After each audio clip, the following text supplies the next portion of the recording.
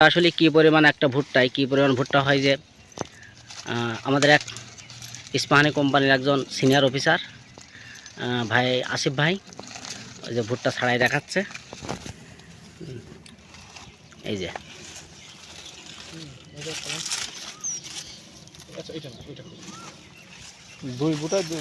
দুটোই হোক।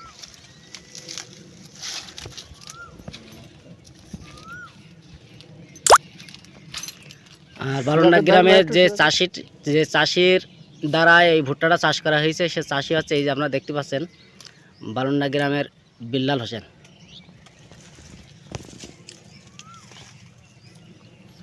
ভাই ভাঙেন, এই দুটা ভেঙে নিয়ে আসেন।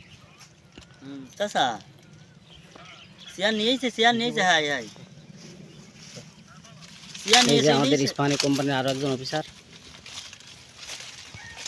ভাই এইভাবে ভাঙেন। হাতে করে একটু ধরেন উঁচু করি ভাই।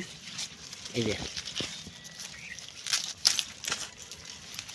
যাই হোক, কৃষকের উদ্দেশ্যে একটা কথাই বলবো, মানে আমাদের কৃষকরা বারবার ধান চাষ করে প্রচুর পরিমাণে লোকসানের মধ্যে আছে। তো এই ধান চাষের পাশাপাশি একটা লাভজনক চাষের ভিতরে ভুট্টা চাষ একটা খুবই লাভজনক একটা চাষ। চাপ লিখে চলে গেছে, আশা করব আগামীতে আপনারাও এই ভুট্টা চাষের দিকে আগ্রহ প্রকাশ করবেন। চাপ লিখে চলে গেছে মোবাইল।